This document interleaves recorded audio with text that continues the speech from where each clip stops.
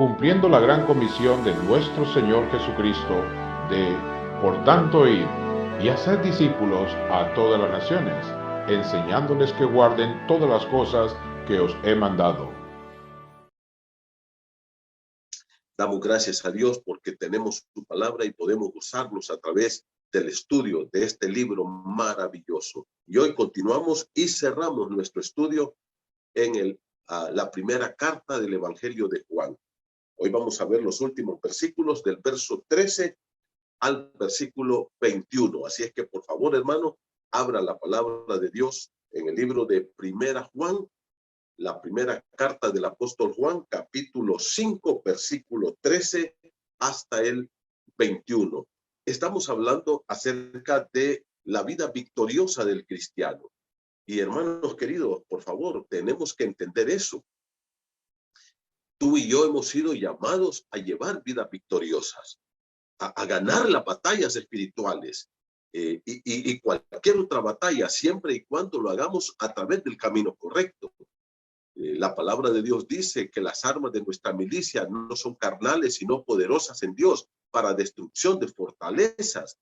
Y el apóstol Pedro, anoche lo compartíamos con los chicos ahí en el capítulo 2, primera Pedro, cuando dice que nosotros somos extranjeros y advenedizos, aquí vamos transitando nada más, y que debemos pararnos firmes contra los deseos carnales que batallan contra el alma. La Biblia habla de una batalla. La vida del cristiano, mi querido hermano, siempre será una batalla. El apóstol Pablo lo dice claramente en Efesios. No tenemos lucha contra sangre y carne, sino contra principados, contra potestades, contra los gobernadores de este siglo, contra huestes espirituales de maldad en las regiones celestes. Pero además de eso también hay emisarios de Satanás que nos atacan, y son personas, queridos hermanos, que nos arrastran y nos llevan por la ruta y nos quieren llevar por una ruta de perdición, de pecado, de fracaso. Y nosotros estamos en una lucha permanente todos los días. La vida del cristiano es una vida de lucha, pero en esa lucha hay victoria para el cristiano. Tenemos victoria a través del Señor Jesucristo, que es el victorioso. Y aquí el apóstol Juan termina su carta hablándonos con optimismo, con fe, con una expectativa de que todos los hijos de Dios podemos obtener la batalla, el triunfo en esta batalla. Así es que ánimo, hermano. Tú no estás solo, estamos juntos. Dice la Biblia que todos vamos en este camino, todos los hijos de Dios, todos los creyentes en Jesucristo, estamos en este camino y vamos transitando por él hasta alcanzar esa batalla y que terminará el día que el Señor nos lleve a su santísima presencia. Ahora, ya dijimos por lo menos tres cosas en el capítulo 5. La primera de ellas es: la vida victoriosa del cristiano descansa en los fundamentos que nos da la palabra de Dios. ¿Cuáles son?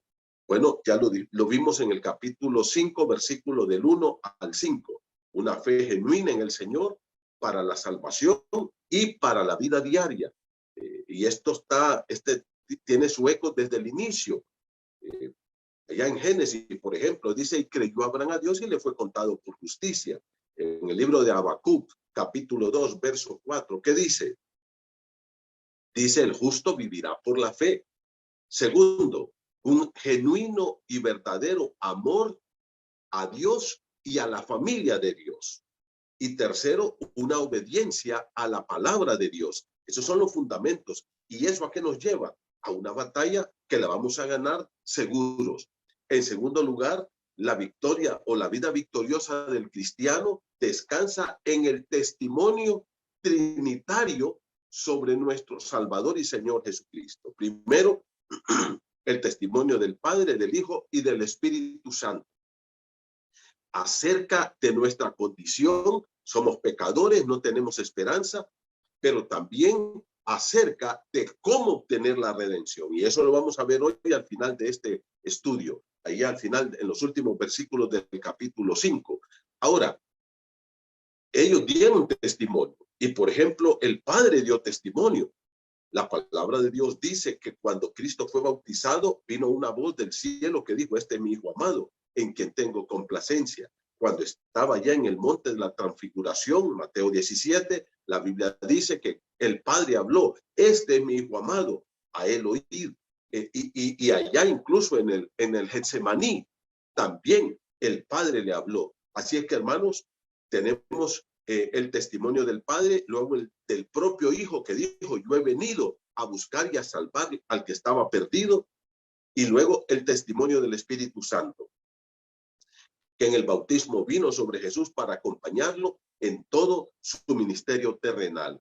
Pero también dice que 3 son los que dan testimonio en la tierra, y eso está ahí en el capítulo 5, y como yo les dije, algunos sencillamente dicen, no, eso no está en los manuscritos más antiguos, pero eso no quiere decir de que no concuerde con la palabra de Dios. ¿Y qué dice el Espíritu? En el versículo número 8, el Espíritu, el agua y la sangre. El Espíritu habla de qué, mis hermanos, del Espíritu Santo que acompañó a Jesús desde el bautismo.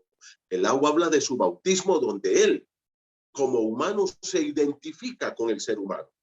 Y tercero, la sangre, habla de su muerte. Y dice que estos 3 concuerdan, los testimonios de ellos. Por tanto, nosotros debemos de entender claramente que estamos recibiendo un testimonio que nos garantiza la victoria a cada uno de nosotros. Y tercero, la victoria del cristiano descansa en la seguridad de la salvación. En el verso 9 dice, si sabemos o si recibimos el testimonio de los hombres, ahora ya les expliqué, en los juicios aquí, incluso para condenar, y estamos hablando de condenatorias de gente que va a pasar toda su vida en la cárcel, o incluso que van a ir al patíbulo, lo van a condenar a muerte. ¿Cuál es el punto aquí? Dice Juan, si nosotros aceptamos el testimonio de personas en un juicio para condenar a alguien, que siempre nosotros, nuestra palabra es dudosa porque somos humanos y puede fallar. Alguien puede decir, yo lo vi, probablemente miró a otra persona y lo confundió. Podemos ser engañados a nosotros mismos, pero dice, si recibimos ese testimonio de gente mortal, de personas que de alguna manera quizás no seamos 100% confiables, no importa quiénes seamos. Luego, ¿qué dice Juan? Mucho mayor es el testimonio de Dios, y ahí está en el verso 9, dice, mayor es el testimonio de Dios, porque este es el testimonio que Dios ha testificado acerca de su Hijo. Dios nos ha dado testimonio. ¿Y cuál es? Que Él nos da salvación segura. Ese es un punto importante. Te quiero decir esto, mi hermano. Escucha bien, por favor. Y esto lo repito porque esto es importante que tú lo entiendas. La seguridad de la salvación es una característica de una iglesia sana que predica la sana doctrina. Una iglesia que predica que la salvación se pierde está diciéndote que la salvación es por obras, que tú te la vas a ganar con ser fiel. Si tú no te cortas el pelo, si tú no usas pantalones, si tú no vas al cine, si no vas al estadio, entonces vas a ir al cielo. Sí, entonces, al final, una iglesia que opina que la salvación se pierde está predicando que la salvación es por obras. Y eso no va con la palabra de Dios. El justo vivirá por fe. Es la fe la que salva. Y no cualquier fe. La fe en el Señor Jesucristo como el único Señor y Salvador. Y aquí entonces nosotros tenemos una garantía de vida eterna. Si hay algo que Dios quiere asegurarte a ti y a mí, es que nosotros tenemos, no tendremos en el futuro, o no es que la estamos ganando, sino es algo seguro. Yo tengo vida eterna. Si yo muero ahorita, yo voy al cielo, no porque yo predico, no porque yo soy pastor, sino porque Cristo perdonó mis pecados y me dio una salvación completa y segura que no le falta absolutamente nada. Y ahora entonces entramos al cuarto punto, que es el que vamos a empezar a tocar hoy, que es la vida victoriosa del cristiano está basada en la seguridad que tú y yo tenemos un Padre amoroso. Esto es lindo, hermanos. Me encanta cómo lo dice Juan. Miremos capítulo número 5, verso 13. Voy a leer ahora la escritura. Dice, estas cosas os he escrito a vosotros que creéis en el nombre del Hijo de Dios. Y ahora aquí Juan recalca el punto anterior, que es la seguridad de la salvación, con lo que va a unir con el nuevo punto que él quiere declararnos a nosotros. ¿Y cuál es? Que tú y yo, a raíz de esta salvación, de este nuevo nacimiento, ahora tenemos un Padre amoroso. Y vaya, yo tengo 3 hijos. Y mis hijos ya se casaron y se fueron y tienen ya su familia, pero no han dejado de ser mis hijos. ¿Ah? Y seguirán siendo mis hijos. Que ellos son siervos de Dios, eso es diferente. Ese es un trato de Dios con ellos. Pero independientemente de lo que ellos sean, ellos seguirán siendo mis hijos. ¿Ah? ¿Y qué dice la Escritura? Que los que hemos tenido o tenemos vida eterna, que ya recibimos el perdón y hemos sido adoptados como hijos de Dios y hemos tenido ese nuevo nacimiento en la familia de Dios, ahora también tenemos un Padre amoroso. Mire el versículo 13, estas cosas os he escrito a vosotros que creéis en el nombre del Hijo de Dios para que sepáis. Y esto me encanta, hermano, porque Juan dice, quiero que ustedes sepan. Mira, yo he platicado con mucha gente que me ha dicho, yo les he preguntado, ¿tú tienes vida eterna? Y ¿saben lo que me dicen? Es que eso nadie lo puede saber, porque la secta falsa, no importa cuál sea, nunca te garantizan salvación. A veces han entrado a mi casa personas que ellos no saben que yo soy pastor y me empiezan a hablar de su religión y de su secta y del reino de Dios, por ejemplo, y de repente les digo, mira, lo que tú me has hablado del reino de Dios es interesante. ¿Cómo puedo yo entrar en el reino de Dios? Y empiezan a dar vuelta y vuelta y vuelta y vuelta. Y luego les pregunto, una pregunta más. ¿Tú ya eres miembro del reino de Dios? ¿Y sabes lo que me dicen? Bueno, en eso andamos. Pues lo estamos procurando. Entonces yo le digo, bueno, ahora yo te voy a decir cómo ser miembro del reino de Dios, porque yo soy miembro del reino de Dios. Dice, quiero que sepáis, las sectas falsas nunca le garantizan a las personas salvación de su alma. ¿Por qué? Porque no saben. Porque el único que nos dice eso es Dios, aquí en su maravillosa palabra. Alabado sea nuestro Dios. ¿Y qué dice? Quiero que sepan, versículo número 13, que tienen vida eterna. Ya se dieron cuenta, en un presente. No tendrán en el futuro. No dice, trabajen para ver si la logran. No, quiero que ustedes sepan que tienen vida eterna. Ahora, ¿qué dice? Y para que creáis en el nombre del Hijo de Dios. ¿Qué nos dice la Escritura, queridos hermanos? Que a través de creer en el nombre del Hijo de Dios, el propósito de creer es tener vida eterna. ¿Y qué él dice? Bueno, sigamos leyendo y ahora vamos a ver cómo entramos a través de esta vida eterna y de este nuevo nacimiento a una nueva relación con nuestro Dios, una relación de padre a hijo, un padre amoroso que nos ama. ¿Y qué dice? Versículo 14, y esta es la confianza que tenemos en él. ¿En quién? En el Padre. Que si pedimos alguna cosa conforme a su voluntad, él nos oye. Y si sabemos que él nos oye en cualquier cosa que le pidamos, sabemos que tenemos las peticiones que le hayamos hecho. Si alguno viere a su hermano cometer pecado que no sea de muerte, pedirá y Dios le dará vida. Esto es para los que cometen pecado que no sea de muerte. Hay pecado de muerte por el cual yo no digo que se pida. Toda injusticia es pecado, pero hay pecado no de muerte. Y sabemos que todo aquel que ha nacido de Dios no practica el pecado, pues aquel que fue engendrado por Dios le guarda y el maligno no le toca. Oh, hermanos, qué promesa más maravillosa. La salvación nuestra, quiero decirte que tiene su fundamento sólido y nace en el amor de Dios para nosotros. Allá, tú te acuerdas en el libro de Jeremías 31, cuando Dios va a revelar sobre el nuevo pacto, Jeremías 31, 31, dice, vienen días en que estableceré un nuevo pacto con la casa de Israel, no como el pacto que hice con sus padres cuando los saqué de la tierra de Egipto. Y habla del nuevo pacto. ¿Y qué es el nuevo pacto, hermano? Vaya usted al libro de 2 Corintios, en el capítulo número 2 Corintios 3, 4 y aún el capítulo 5.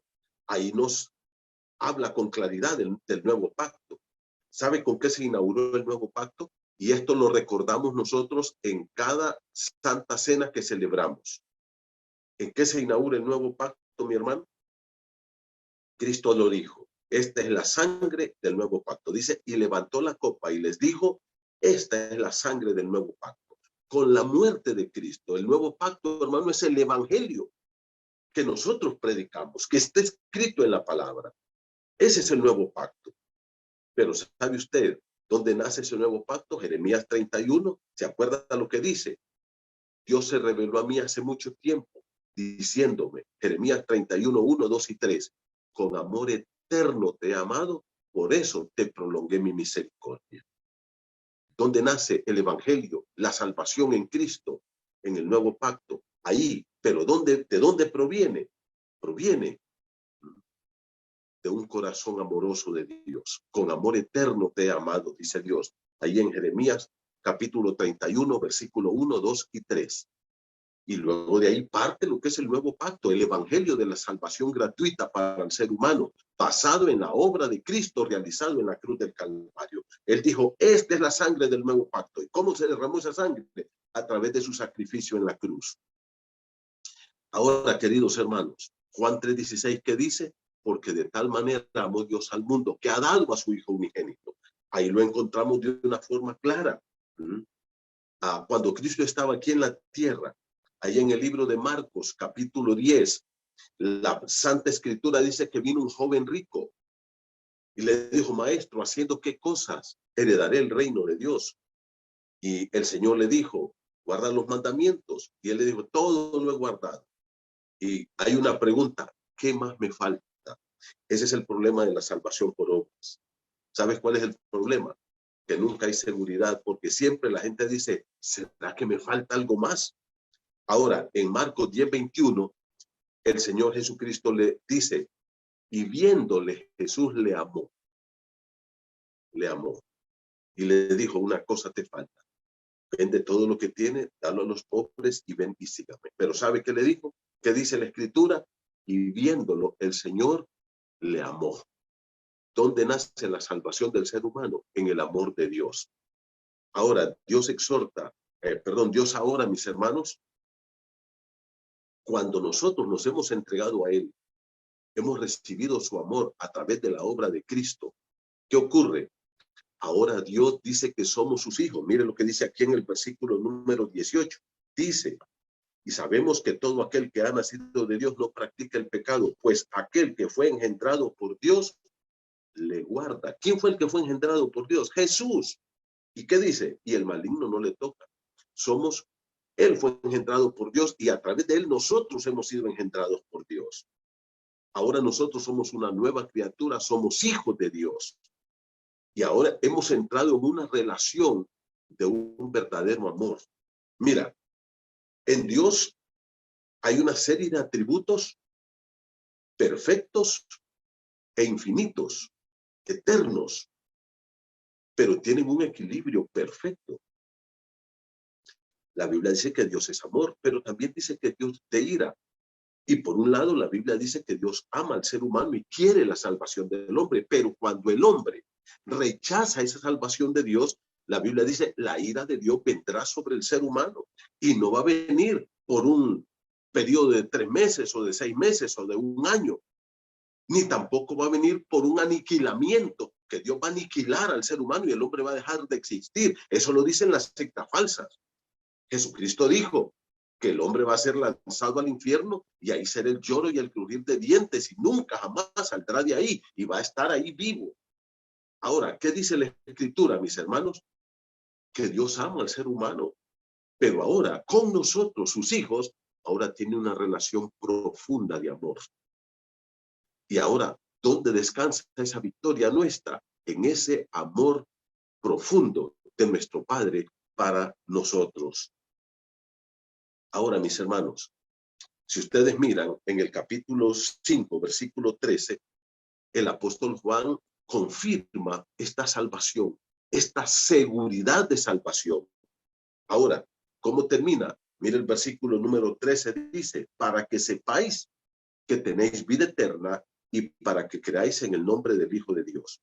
Y esta es la confianza, dice el versículo 14. Y aquí une entonces esa salvación segura y perfecta que Dios nos ha dado con esta nueva relación de padre a hijo. Ahora, como Padre amoroso, entonces Dios escucha nuestras oraciones. ¿Te das cuenta? Como Padre amoroso, ahora Dios oye tus oraciones. Versículo número 14 dice así. Y esta es la confianza. La palabra aquí esta es la seguridad que ahora tenemos los hijos de Dios. ¿Cuál es tu seguridad y mi seguridad? ¿Qué dice?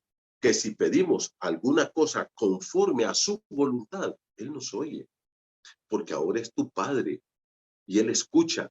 Cuando tú le clamaste perdón, te arrepentiste de tus pecados, en ese momento Dios escuchó tu plegaria, perdonó todos tus pecados y te dio la vida eterna. Y a partir de ese momento vino esa relación, y esa relación está claramente expresada en Romanos 8, cuando dice que nosotros somos hijos, y dice que clamamos Abba Padre. Y si hijos, dice, también herederos, herederos de Dios y coherederos con Cristo. ¿Y qué dice Gálatas capítulo 4, versículos 6 y 7? Exactamente lo mismo. Ya no somos esclavos, dice, ahora somos hijos y ahora clamamos Abba Padre. Y ahora tenemos esa relación amorosa con ese Dios que nos ama y con el cual podemos entrar en comunión con Él. Ya lo dijo Juan en el capítulo 1. Si decimos que tenemos comunión con Él, esa coinonía, esa amistad con Dios, que comenzó en esa relación de padre a hijo. Y entonces, ¿qué dice? Yo quiero que tú mires aquí. Dice la palabra de Dios, versículo 14, y esta es la confianza que tenemos en Él. Es una seguridad, es un acercamiento de una relación abierta con nuestro Padre Celestial, sin ningún temor, sin ningún miedo. Vamos a Él, le planteamos nuestro corazón, lo que hay en lo más profundo de nuestro ser. ¿Y qué dice? Miren, ahora aquí hay un sí, y este es un condicional. El versículo número 14 dice que si pedimos alguna cosa conforme a su voluntad, aquí entonces el apóstol Juan nos habla de dos cosas. Uno, puede ser que yo pida conforme a su voluntad, pero puede ser que yo esté pidiendo algo que no estaba en su voluntad. ¿Y cuál es el punto, hermanos? A veces nosotros pedimos cosas que Dios dice, no, eso no te lo puedo dar. Y especialmente cuando pedimos algunas cosas que nosotros queremos. Hay chicos, por ejemplo, que se enamoran de una chica y dicen, Señor, dame esta chica, esta es la que quiero, esta es la que quiero. Y Dios dice, no es esta la que yo tengo para ti. Y empezamos a pedir fuera de la voluntad de Dios, en vez de decir, Señor, guíame a tu voluntad sobre la señorita que tú tienes para mí. O un trabajo. Quiero este trabajo, Señor, este es el que quiero, este es el que quiero. Y Dios dice, no te conviene, ese no es el trabajo que tengo para ti. En vez de decir, Señor, ábreme puertas y guíame al trabajo que tú tienes para mí. ¿Te das cuenta la diferencia? Pero a veces nosotros nos encaprichamos. Y aquí el apóstol Juan lo dice bien claro. Acordémonos, hermanos, de que hay que pedir el imperativo para tener certeza de que nuestras oraciones van a ser contestadas. ¿Cuál es? Hay un imperativo categórico acá. Pedir conforme a su voluntad. Ahora, acuérdate, por ejemplo, lo que Jesucristo dijo en Mateo 6:10. ¿Qué dijo? Que tu voluntad sea hecha en la tierra como en el cielo. ¿Cuál debe de ser nuestra meta? Que Dios haga su voluntad. Y acuérdate que Pablo califica la voluntad de Dios como buena, agradable y perfecta. Buena, agradable y perfecta. A veces Dios nos hace esperar un poco, hermano, pero Dios te va a contestar cuando tú abres tu corazón a Dios, con sinceridad, con amor. Cuando tú abres tu corazón a Dios, Dios te va a contestar. Ahora, ¿cuál es uno de nuestros problemas? El problema, hermano, miremoslo ahí en Santiago, por favor, capítulo 4, verso 1. Mira, Santiago, capítulo 4, ya lo hemos leído esto, pero vale la pena que lo volvamos a repetir. Mira cómo dice, ¿de dónde vienen las guerras y los pleitos entre vosotros? ¿No es de vuestras pasiones, los deseos carnales que hay aquí, los cuales combaten en nuestros miembros? Dice que luchamos, y se dan cuenta otra vez la misma palabra, combatir, una lucha, una guerra, un pleito. Versículo número 2, codiciáis y no tenéis, matáis y ardéis de envidia, y no podéis alcanzar, combatís y lucháis, pero no tenéis lo que deseáis porque no pedís. Primero dice, ustedes no están orando, no están pidiendo. Segundo, versículo 3, pedís y no recibís porque pedís mal para gastar en vuestros deleites. ¿Qué dice la Biblia? Pedimos mal. Y a veces nosotros pedimos sin fe, pedimos cosas carnales, pedimos cosas en pecado. Fíjate que, por ejemplo, hay jóvenes, hablando de esto de las relaciones de matrimonio. ¿Por qué hablo de esto? Porque yo creo, mi opinión muy particular, que después de la salvación que Dios nos da, la decisión más importante es con quién vas a casarte. No es tu carrera. Mira bien esto. No es dónde vas a trabajar, no es dónde vas a vivir. Es tu esposo y tu esposa. Yo puedo cambiar de casa cada mes, yo puedo cambiar de trabajo, yo puedo cambiar de carrera, yo puedo cambiar lo que sea, pero la esposa no la puedo cambiar. Esa es una decisión que la tomo una vez y para siempre. Y hay chicos que se ponen a orar por chicas que no son cristianas o chicas que oran por jóvenes que no son cristianos. E incluso se llegan a casar con ellos, lejos de la voluntad de Dios. Y luego vienen los lágrimas y los problemas y las crisis. Óigame, si en Cristo a veces nosotros tenemos problemas matrimoniales, se pueden imaginar con una persona que no entiende el evangelio, a Dios, su palabra, los valores del reino. Estamos perdidos. ¿Qué dice la Biblia? Pedís y pedís mal para gastar en deleites. Hay gente que quiere un mejor trabajo, pero no para invertir en el reino, no para misiones, no para la iglesia, no para apoyar a los pobres, sino para vivir mejor. Yo lo que quiero es tener un gran sueldo porque quiero comprar una casa en tal colonia. Hermano, ese no es el propósito de la vida. Por tanto, a veces pedimos mal, de manera egoísta, de manera carnal. ¿Cómo vamos a pedir conforme a la voluntad de Dios para que ese Padre amoroso nos escuche? Vaya, yo te voy a poner el ejemplo mío. Mira, yo tengo 3 hijos, pero cuando estaban pequeños mis hijos a veces me pedían cosas que estaban dentro de fuera de la lógica. Yo les decía, hijo, eso no te lo puedo dar. Yo no puedo darte eso, porque yo ya era mayor y sabía lo que a ellos les convenía, aunque ellos en ese momento lo quisieran. Pero a veces no era lo mejor para ellos. Por tanto, mi hermano, lo mismo ocurre con Dios. Y quizá expuesto a la enésima potencia. ¿Sabes por qué? Porque Dios es toda sabiduría, toda santidad y todo amor. Por tanto, Él te va a dar lo que Él sabe que a ti te conviene. Pero hay 3 fundamentos que yo creo que son clave para que Dios nos conteste nuestras oraciones como ese Padre amoroso. Primero, pedir conforme a su palabra. Eso es pedir conforme a la voluntad de Dios. Debemos pedir por crecimiento espiritual, por sabiduría para los líderes de la iglesia. Debemos de pedir para que crezcamos a la estatura del varón perfecto, para que la carne sea mortificada en nosotros. Debemos de pedir, hermanos, por todo esto que la palabra de Dios dice de manera clara y contundente. Tú tienes que tener una lista de oraciones de lo que Dios dice.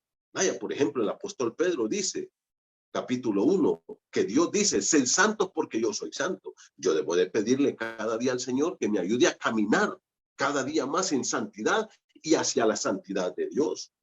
Ese es pedir conforme a su voluntad. Pedir que mis hijos y mi esposa puedan caminar en esa santidad de Dios. Eso es pedir conforme a su voluntad. Pero cuando hay cosas que no están reveladas aquí en la palabra, por ejemplo, con quién nos vamos a casar, qué vamos a estudiar, dónde vamos a vivir, si vamos a viajar o no viajamos, o qué sé yo. Entonces hay una cosa más. Primero, pedir conforme a su palabra. Segundo, pedir para estar dispuestos a someternos a la voluntad del Señor, para obedecer al Señor. Querido hermano, tú y yo tenemos que entrar en oración y decirle, Señor, aquí estoy, soy tu esclavo, soy tu hijo y quiero someterme a tu voluntad porque tu voluntad es buena, agradable y perfecta.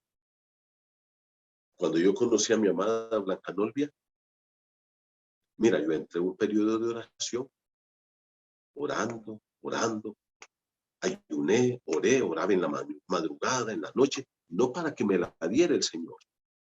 Yo le decía, Señor, no me quiero equivocar, no quiero tomar una decisión errada. Te pido que me ayudes a saber si esta chica es la voluntad que tú tienes para mí. Y se los digo, hermanos, se los digo. Un día estaba yo en oración, en una oración profunda con Dios, y vino una voz de Dios, no aquí, aquí. Una dirección clara, contundente. Y después yo salí, fui a almorzar. Óigame, teníamos que unos 4 meses, 5 meses de conocernos. Yo había estado orando y orando todos estos meses. Y después de que almorzamos ahí en el seminario, le dije, vamos a caminar. Y nos fuimos a caminar ahí por el campo de fútbol que había en el seminario. Y le dije yo, Blanqui, yo quiero decirte una cosa. Y no éramos novios, nada. Y me dice, ¿qué pasó? Le digo, tú y yo nos vamos a casar. Y ella se asustó, pero yo tenía la convicción ya en mi corazón. Y hermanos, yo me casé con mi esposa, convencido 100% de que ella era la mujer de Dios para mí. Quiero decirte que Dios te va a contestar si tú te sometes, porque yo estaba dispuesto a decirle sí al Señor, y si Él decía no, está bien, Señor, no. Pero te digo, hermano, tenemos que estar dispuestos a oír la voz de Dios. Claro, a veces es más fácil andar enamorando a las chicas y como picaflor de aquí para allá y de allá para acá, haciendo esto y lo otro, un montón de locuras, pero no sujetarnos a la oración, a ir a ese Padre amoroso que nosotros tenemos. Pero hay una cosa más, es sujetarnos a lo que Dios nos responda, que a veces puede ser no. A veces oramos porque Dios sane a una persona y Dios dice, no, ya este tiene su día y yo lo voy a traer, y oramos y oramos y oramos que Dios lo sane, pero no le decimos, Señor, aquí lo ponemos en tus manos para que tú seas exaltado, como dice la palabra de Dios en Filipenses 1, o por vida o por muerte. Yo recuerdo una señora que estaba aferrada a su esposo, pero de una forma escandalosa, y él tenía un cáncer de estómago muy avanzado, y yo llegaba a orar con ella, animarles. Y recuerdo que un día yo le dije, hermana, hay que prepararse porque yo miro que las cosas no van muy bien. Y me dice ella, no me robe mi fe, pastor. Le digo, no, hermana, no le estoy robando su fe, solamente estoy viendo eso. No, tenía unos familiares que andaban ahí profetizando y me dice, Dios ya dio palabra que mi esposo se va a sanar. Le digo, ¿sabes una cosa? Eso no es lo que yo estoy viendo. Cada vez que yo vengo a tu casa y vengo a su cama, lo miro que él va cada día más deteriorado. No, me dice que Dios lo va a sanar. Yo solo tengo la responsabilidad de decirte que una probabilidad es que Dios lo lleve. Y hermanos, mire, yo oraba y ella también, en la iglesia estábamos orando. Y recuerdo que un domingo por la tarde, como a las 2, después de almorzar, me fui a la casa de ella y él estaba en las últimas. Lo agarré, lo puse en mis piernas, me puse a orar y ahí se murió el hermano. Ahí se fue con el Señor. Esta hermana fue muy golpeada porque ella realmente esperaba otra cosa. Y ese es el problema. A veces nosotros no estamos dispuestos a someternos a lo que Dios nos va a responder. La Biblia dice, mire, versículo 14, y esta es la confianza que tenemos en Él, que si pedimos alguna cosa conforme a su voluntad, Él nos oye. Y si sabemos que Él nos oye, ya que sabemos que Dios escucha nuestras plegarias, porque le hemos pedido de acuerdo a su voluntad, estamos en sintonía con Él, sabemos que tenemos las peticiones que le hayamos hecho. Ahora, mis hermanos, Dios nos va a responder. Y Dios puede ser sí o mira, más tarde, después, o no, pero Él siempre responde nuestras peticiones. Y esto nos lleva, entonces, hermanos, a ver que también hay otro punto aquí importante. No solamente eso, sino que también hay un Padre amoroso que disciplina, como padre que somos. Y esto es importante que lo miremos. Mira el versículo número 15, por favor. Dice, si sabemos que Él nos oye en cualquier cosa que le pidamos, sabemos que tenemos las peticiones que le hayamos hecho. Entonces, ¿por qué estamos seguros de la victoria? Primero, porque tenemos un Dios que oye nuestras peticiones. Segundo, porque tenemos un Dios que también nos disciplina como Padre que somos. Mira el versículo número 16. Si alguno viere a su hermano cometer pecado que no sea de muerte, pedirá y Dios le dará vida. Esto es para los pecados, para los que cometen pecado no de muerte. Hay pecado de muerte, dice Juan, por el cual yo no digo que se pida. ¿Se dan cuenta, hermanos? Aquí habla ahora de un hijo de Dios que camine, que quiere meterse en el mundo o caminar en algún pecado. Y luego dice, si ustedes lo miran, que anden esos pecados. Y aquí Juan habla de dos tipos de pecados, pecado de muerte y pecado no de muerte. Aquí el pecado de muerte, hermano, no es un pecado de condenación. Aquí el pecado de muerte no es un pecado de condenación. Y te voy a poner rapidito un ejemplo. Vaya a 1 Corintios 5 conmigo, por favor. Mire 1 Corintios capítulo 5. Aquí hay un hermano en Cristo en la iglesia de Corinto que estaba cometiendo un pecado terrible, un pecado vergonzoso. Mire lo que dice, de cierto, estoy leyendo 1 Corintios 5:1, se oye que hay entre vosotros fornicación. La palabra quiere decir, hay pecado sexual en la iglesia. ¿Y qué dice? Y tal fornicación y un pecado tan escandaloso, el cual ni aun los gentiles lo cometen, tanto que alguno tiene la mujer de su padre. Este pasaje tiene algunos problemas que no los voy a discutir ahora. Por ejemplo, ¿el padre estaba vivo o estaba muerto? No sabemos. Y hay otros problemas ahí de interpretación. ¿Era divorciado el padre o no? Pero el caso es que el muchacho, este caballero, estaba en un pecado de incesto terrible. Y versículo número 2. Y vosotros estáis envanecidos. ¿No debería más bien haberos lamentado para que fuese quitado de en medio de vosotros el que cometió tal acción? Ciertamente, yo como ausente en el cuerpo, pero presente en espíritu, ya como presente, he juzgado al que a tal cosa ha hecho. En el nombre de nuestro Señor Jesucristo, reunidos vosotros y mi espíritu con el poder de nuestro Señor Jesucristo. Y ahora mira el versículo 5, 1 Corintios 5:5. El tal sea entregado a Satanás para la destrucción de su carne. Estas personas, dice Pablo, están cometiendo pecado de muerte y Dios amerita que los corte porque están pisoteando de una forma terrible el testimonio del evangelio. Están pisoteando el nombre de nuestro Señor Jesucristo. Y aquí Pablo pone un ejemplo de lo que es el pecado de muerte. Y dice, ese que se ha entregado a Satanás, que lo pongamos en el ámbito donde Satanás lo va a zarandear y que se lo lleve. Y mire cómo dice el verso 5. A fin, con el propósito de que su espíritu sea salvo en el día del Señor. Aquellos que opinan que la salvación se pierde, aquí hay un ejemplo que eso no es cierto. Aún este caballero que había nacido de nuevo, que era un hombre de Dios, pero que estaba cometiendo un pecado, se había dejado arrastrar por la carne a un pecado escandaloso. Pablo dice que se muera, que Dios lo castigue, lo discipline, pero que su espíritu va a ser salvo. Y aquí, si ustedes miran en el capítulo 11, por favor, hermano, 1 Corintios capítulo 11, cuando Pablo habla de los abusos que habían en la iglesia de Corinto sobre la Santa Cena, dice, voy a leer 1 Corintios 11:17. Pero al anunciaros esto que sigue, no os alabo, porque no os congregáis para lo mejor, sino para lo peor. Pues en primer lugar, cuando os reunís como iglesia, oigo que hay entre vosotros divisiones y en parte lo creo, porque es preciso que entre vosotros haya disensiones para que se hagan manifiesto entre vosotros los que son aprobados. Pues cuando pues os reunís vosotros, esto no es comer la cena del Señor, porque al comer cada uno se adelanta a tomar su propia cena, y uno tiene hambre y otro se embriaga. Y ahí sigue Pablo discutiendo esto de la cena del Señor. Y luego dice, cuando habla de lo que es la copa del Señor, lo que es la Santa Cena en sí, después dice el versículo 28, por tanto cada uno pruébese a sí mismo y coma así del pan y beba de la copa.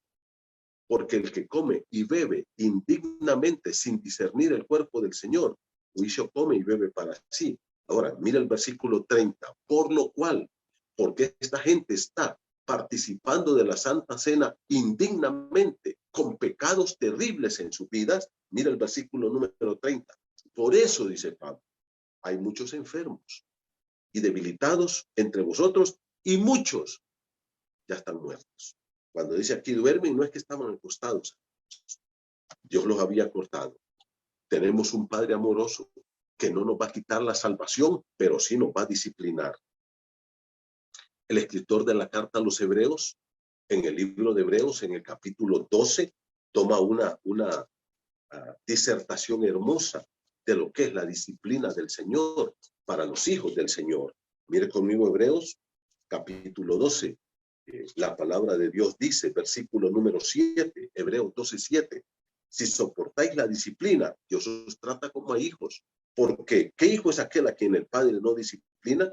Pero si se os deja sin disciplina, de la cual todos han sido participantes, entonces sois bastardos y no hijos. Mira que dice que la iglesia estaba participando de la disciplina del Señor. Ahora, aquí el escritor de Hebreos aclara algo importante, hermano. ¿Ya viste lo que dijo? Dijo, si no se les disciplina, evalúen si son hijos de Dios. Si usted dice, no, si yo estoy en fornicación hace 1 año, hace 5 años, y mire, tranquilo, y a mí no me pasa nada. Hermano, evalúa si eres un hijo de Dios, porque dice que el que no, Dios no lo disciplina, es un bastardo y no es hijo. Esto es importantísimo. Y hermanos queridos, Juan dice, tenemos un Padre amoroso que si nosotros nos desviamos y andamos dándole rienda suelta a los apetitos de la carne, incluso hasta nos puede cortar la vida como disciplina para llevarnos a estar con Él. Y yo puedo mencionar aquí muchos ejemplos de personas que yo he visto que Dios los ha disciplinado y los ha cortado. Lo puedo, y no lo voy a hacer, pero lo he visto, he sido testigo de esto. Hermano, hay otro tipo de pecados que Dios dice, bueno, te voy a disciplinar siempre, pero no te voy a cortar la vida. Mire, a veces mi abuela decía, Dios castiga sin azote. Y a veces nos pasan cosas, hermano, que nosotros las atribuimos a la mala suerte, las atribuimos, mire que me fue mal. No. En tu vida nada pasa por casualidad ni por mala suerte. Hermano, hay un Dios amoroso. Un accidente, una enfermedad. A veces nosotros no reflexionamos. No pensamos que puede ser una disciplina del Señor. De ese Padre amoroso que está llamándote a que camines en santidad y a que vivas más cerca de Él. Entonces, ¿qué tenemos? Tenemos un Padre amoroso que escucha nuestras peticiones, un Padre amoroso que nos disciplina y un Padre amoroso que nos levanta en victoria. Versículo 19 dice, mire el versículo 18, perdón.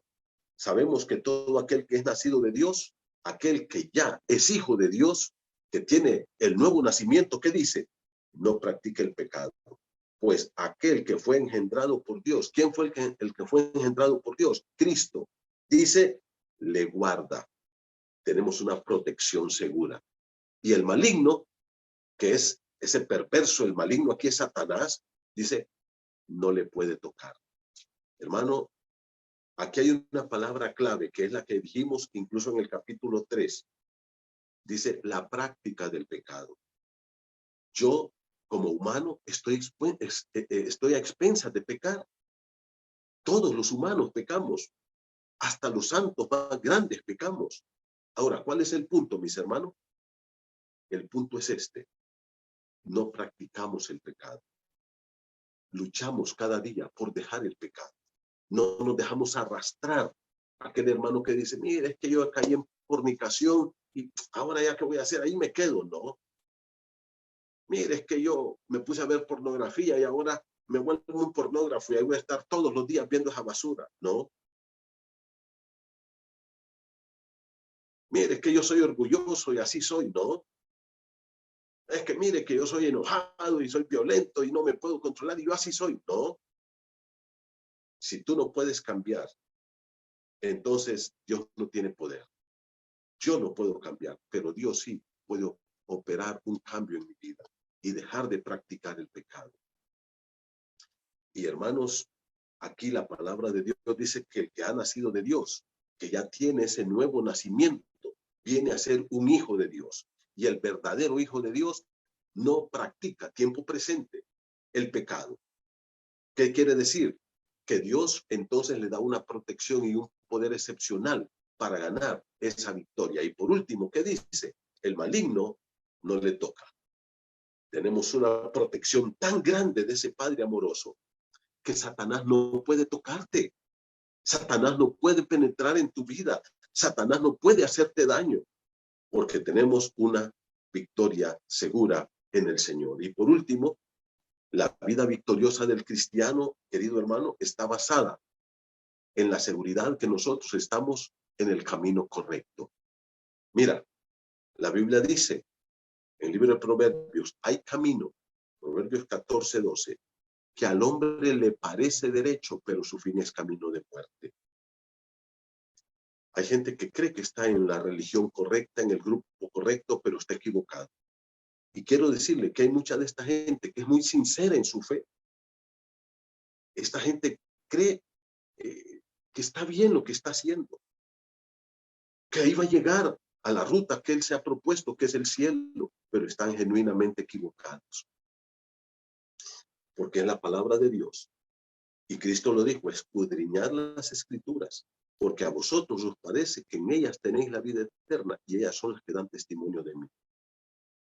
Pablo dice, y que desde la niñez has sabido las sagradas escrituras, 2 Timoteo 3, las cuales te pueden hacer sabio para la salvación. ¿Sabe usted que solo en la Biblia encontramos la verdad de la salvación? Y nosotros estamos en el camino correcto, mi hermano. Estamos en el camino correcto. Hace muchos años, mi hermano Mario estaba estudiando allá en Estados Unidos y vinimos a dejarlo al aeropuerto. Y nos despedimos y nos fuimos. Y él salió, y era en aquel tiempo cuando volaba tan Sasa, si ustedes se acuerdan, ¿verdad? Entonces, por ejemplo, allá en San Pedro Sula, en el aeropuerto Ramón Villeda Morales, tan Sasa colocaba 3 aviones, uno al lado del otro. Uno iba para Miami, el otro iba para Nueva Orleans y el otro iba para Houston. Todos los días a las 7 de la mañana esos vuelos salían. Nosotros nos despedimos de mi hermano y como al año o año y medio después que lo vi, que regresó, me dice, te voy a contar lo que me pasó la vez pasada. ¿Qué te pasó? Le digo.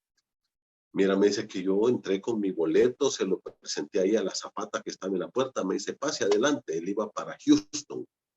Y resulta que cuando él llega, se sienta, se pone su cinturón de seguridad, el avión sale, pero cuando ya está en el aire allá, el capitán dice, bueno, gracias por volar por Kansas, estamos a una altura tal y todo esto, y en 2 horas 30 minutos estamos aterrizando en el aeropuerto internacional de Miami. Y mi hermano dice, Miami, se equivocó el capitán, dice. Y resulta, hermanos, que quedó con aquella dudita. Y cuando viene la azafata y le dice, señorita, yo quiero hacerle una pregunta, ¿sí? ¿Para dónde ve este avión? Le dice. Le dice, vamos a Miami, caballero. No, pero dice, por favor, dice, yo voy a Houston, ¿qué me llevan a hacer a Miami? Y me dice, mira, se armó un alboroto, al fin vino el capitán, habló conmigo y me dice, no, dice, le vamos a arreglar. Y entonces, ya cuando Mario llegó a Miami, ahí lo estaban esperando con un cartel, decía señor Mario Puerto, y ya le tenían un pasaje listo para llevarlo a Houston. Ahora,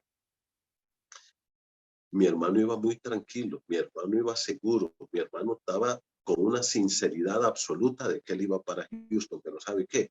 Ese avión no iba para Houston, iba para Miami. Hay mucha gente que cree que va en la ruta correcta para ir al cielo, pero está genuinamente equivocado. El único camino se llama Jesús. Y la única seguridad que nos da la victoria es Cristo Jesús. Y nosotros, en Cristo, estamos en el camino correcto, mi hermano. Mira el versículo 19, dice, sabemos, otra vez este verbo se repite, ya les dije, una y otra vez. Sabemos que el Hijo de Dios ha venido y Él nos ha dado entendimiento para conocer al que es verdadero. Y ahora mire cómo dice, y estamos en el verdadero. No estamos equivocados. Vamos bien, hermano. Vas a llegar al cielo. Tienes la victoria segura. Estás con el victorioso, con el que triunfó sobre el pecado, sobre el diablo, sobre la muerte, sobre todo. Y ahora somos hijos de Él. Estamos protegidos por Él. Qué hermoso esto, hermano. Tenemos la victoria de Cristo con nosotros. Y mira cómo termina diciendo.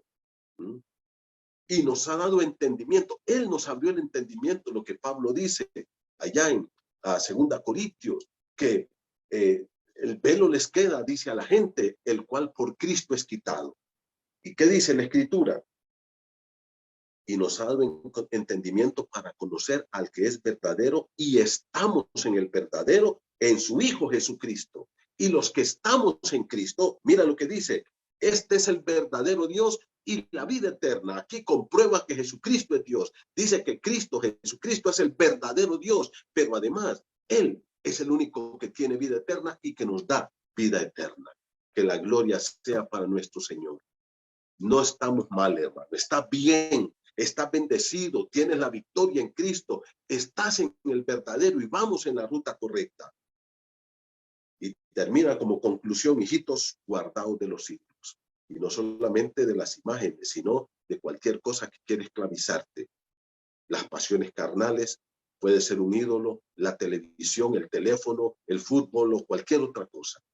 Guárdate, guarda tu corazón, adora y alaba a ese verdadero Dios que nos ha dado la victoria. Qué lindo, ¿no es cierto, mi hermano? Que Dios nos ayude a permanecer firmes al Señor. Hermanos, vayamos en la victoria de Cristo. Hay victoria para ti, no te des derrotado. Estás con el victorioso. Puede ser que tú digas, pastor, no he levantado cabeza en este pecado. Sigue y Dios te va a dar la victoria. Ora, clama día y noche y Dios te va a dar la victoria. Busquemos al Señor porque estamos con el vencedor. Que Dios los bendiga.